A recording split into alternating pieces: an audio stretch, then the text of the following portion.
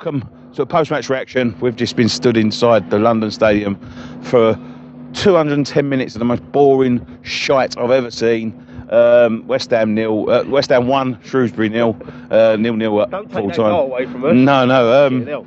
Boys, well, let's go through the starting lineup. It was a much changed starting lineup. A lot of kids players today, Scott. Yeah, good few changes. Art coming back in goals. We knew he would for the cup keeper.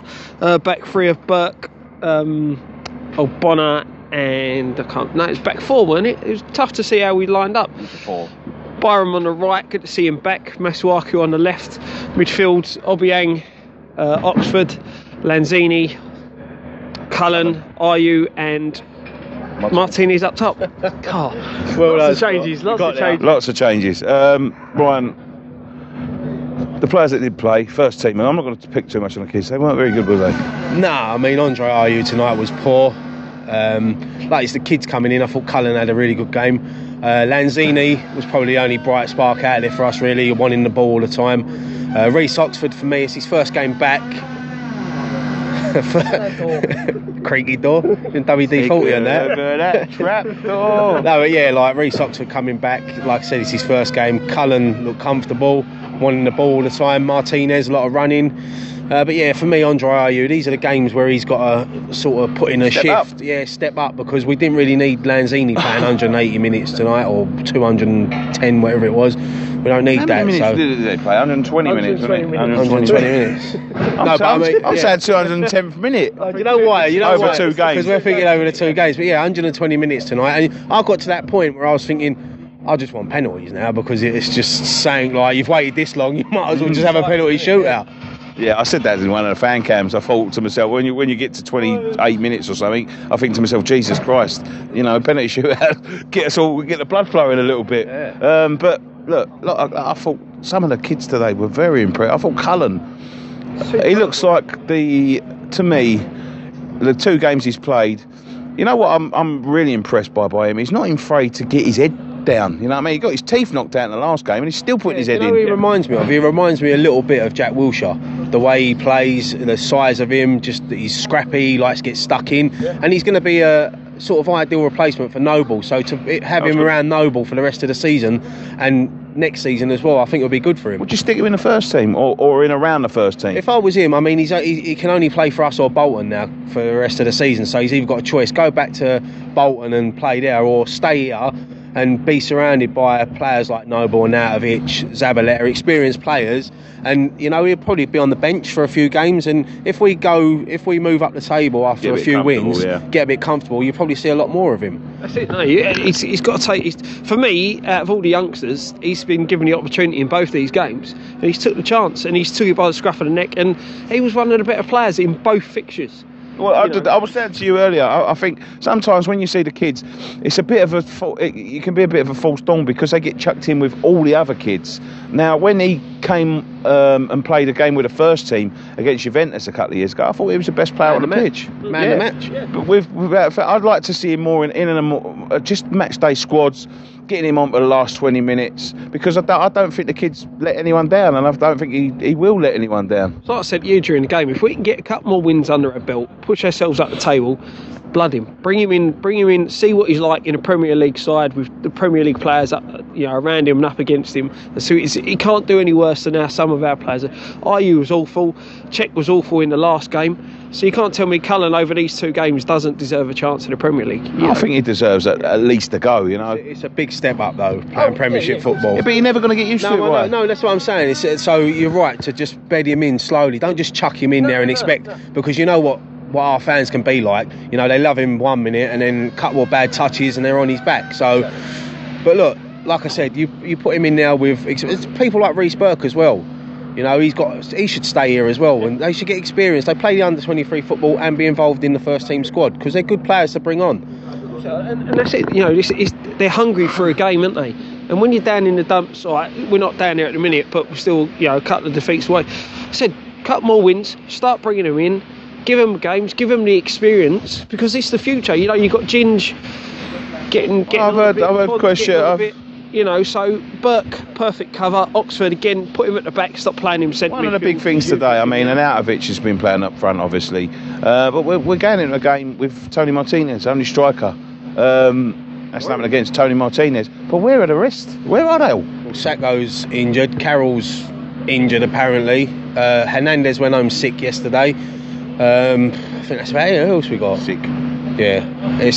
Listen, the thing is, like, I mean, I said this the other day. I'll be very surprised and I'll be gutted if we let Hernandez go. I know a lot of people were saying, "Oh, we ain't putting it in" and all that, but you've got to realise we're not playing his game.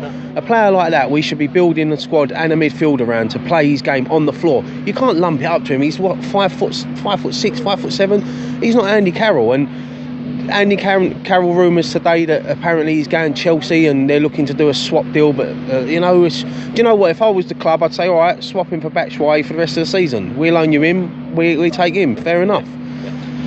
The thing is, he ticks the boxes for Chelsea, doesn't he? You know, the way they play, the fact that he can play in the Champions League, a straight swap for me. Even selling, you know, give him to Chelsea and we'll take Batshuayi. Batshuayi's got a future in him. But Carroll's going nowhere. There's rumours flying around. I mean, I don't know what to believe. I wouldn't like to think that they'd sell us short and sell someone without bringing someone in, because we've already got such a thin squad. But I won't put it past people here. I think we're going to see a couple of signings over the next 10 days. I can see us, like, I think what they want to do is they've had a couple of weeks now. They looked at a few players, you know. Right.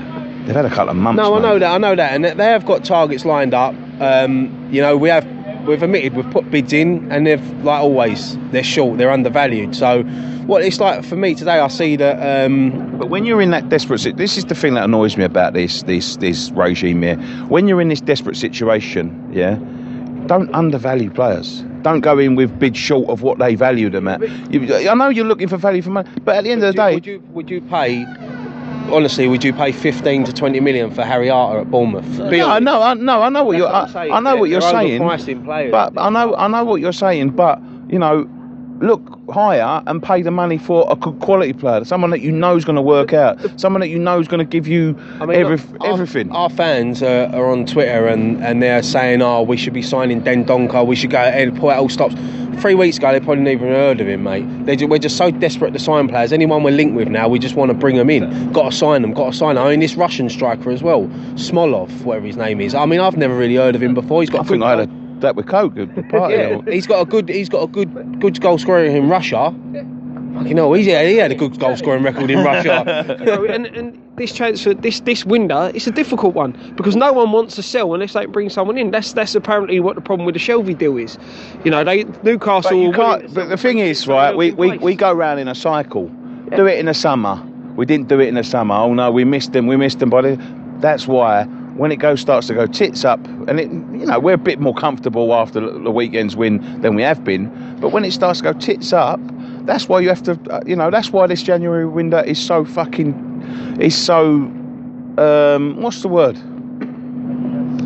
Shit. Difficult. Yeah, it's difficult. It's a difficult transfer window because if you don't do it in the summer, like Carvalho, they let that rumble on for so long. They wasted so much time and so much effort. Right, in the summer is the time to get players. Yeah, you don't go there and undervalue players in the summer, and then they're going, "Oh no, we they want us to oversign for Harry Arter. They want 20 million. Well, pay the money that Sporting Lisbon wanted in the summer, and we wouldn't have this fucking situation. And that is the problem with this club."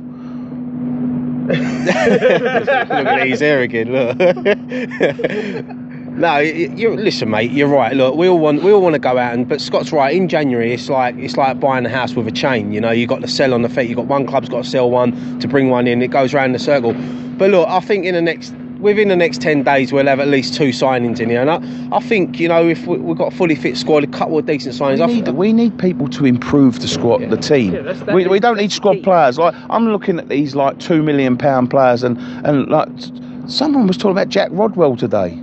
Jack Rodwell ain't going to improve over what we've got already. No, exactly. What's the point signing Rodwell? We might as well give Cullen a chance. Yeah. Do you know what I mean? It's point. Them sort of signings are pointless because you're not getting a quality player, and a quality player is what we need. Like you said, they need to be players coming in who's going to have an impact and going to improve the side. If they're going to let people go, I'd rather let them go in the positions that we've got already. Ayew, I think he's surplus to requirements now. I'm not sure where he plays. He's not really a winger. He's not really a striker. He's not really behind the front man. Yeah, I don't know what he's doing. I don't know where he's playing. We can't let these players go without having players in. For me, we've got to bring players in first before we let these go, because now in our luck, we'll let players go, and then all these deals will go tits up, and we're going to be saying the rest of the season with no strikers. Yeah. You know, that again, why a swap deal for Carroll would be a decent one, because at least we get guarantee. Yeah, and we've got a player. It makes sense. You're getting Chelsea are getting the player they want, and we're getting a decent striker back in return. That's if they want to take one of our best players, because on his day he's one of our best players, fully fit. Then we've got to get. I'm not saying he's one of Chelsea's best players, but he's a decent player. He's a player we've been after for a long time. As I said, I think with Batshuayi he made the wrong move. He should have come here instead of going to Chelsea. You know, here he would have got game time, and all right, we don't see him that often, but the games he has played, he looks all right. He doesn't fit in Chelsea's lineup, but I think for us, I think he would be a perfect signing. He's a Sacco. I think that's a Carroll fits for them. The thing is, they've got the money to pay Carroll what he's on here and keep him on the bench till the 80th minute. We haven't got the money to do that, and the way we play doesn't suit Carroll. You know, I think tonight as well, the last few weeks he's been out of the squad, I think that's a definite indication that he's at least having a good think about it, you know what I mean? Well, he said this morning that, you know, Chelsea have spoke to West Ham about it, they've agreed certain things, so we'll wait and see how that rumbles on. Yeah. The Sacco one, God knows what's going on. Right, anyway, Shrewsbury, great goal. Great goal to finish. It's a great finish, you know, crossbar, and it always looks better when it hits the crossbar and goes in, doesn't it? Like, knowing the way this night went tonight, I thought it'd have hit the crossbar and gone over. I mean, their goalkeeper was having fun tonight, you know, he was taking his time, he was playing up to the crowd, and you know, he enjoyed himself. And you know what, I'm going to give credit to everyone like involved with Shrewsbury Town, their fans, their club. They've done themselves proud over the last two games, you know. They've took a Premier League team to literally to the wire in both games, you know. It's great, and for them to get that support. Some Premiership teams don't even bring support like that on a Saturday, so for them to come out, it's, you know, fair play to them. Yeah, full up. I was glad to see that. I mean, there was a few dotted seats round, well, quite a few empty seats round where we were, but they filled up their allocation, mate. And as you said, mate, not all Premier League teams do that here. Exactly, especially with the distance they've had to travel, going back late tonight, you know. And they would have enjoyed it. They would have probably wanted to get the win, but they've had a decent day out. Didn't we play West Brom here a couple of Tuesdays ago, and they didn't even have the top tier, they only had the bottom tier. See, that's what I mean. That's it, and that's the thing. It shows what the FA Cup means to teams. Do you know what I mean? I think Premier League sides take this competition for granted. You know, and it's we don't really want to be in it and all that. It's wrong. This cup is probably one of the best cups to ever win. Because honestly, I feel that if we can get our league form go, because we're unbeaten in what, 5 or 6 now, 7 is it? Yeah. You know, if we 11. Yeah, if we can get a couple more, 3 more wins, and I think we'll pull clear of that. You know, we've got Bournemouth or Wigan next week. It's still going to be a winnable game. You're into the 5th round. You know, you miss another big club.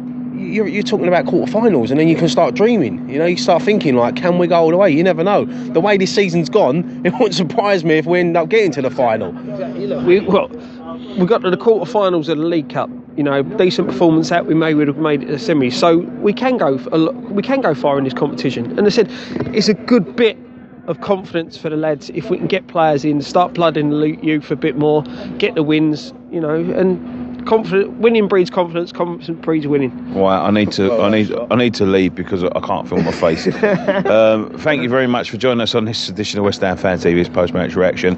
Don't forget to go and check out all the fan cams and all the stuff that we've just done. Obviously, we've got Bournemouth coming up the weekend. Don't forget to go and check that out. I've got a new show. Go and check that out. Scottish preview. Go and check that out. Ryan's transfer videos. Yeah. Coming. Thick and fast. I think we've just done one, so that's what I'm saying. I'm hoping that we get something, because like I'm sitting there twiddling my thumbs looking for stories, all the same shit. I'm going to start making things up. Ronaldo wants to leave. This window's been quite quiet though, isn't it? As regards Real Madrid now, so maybe we'll get linked with him. A loan bid. Yeah, why not? Yeah, we'll end up with a Brazilian one. Better than I, though. And once again, thank you very much for joining us. One thing left to say, boys. Come on, guys.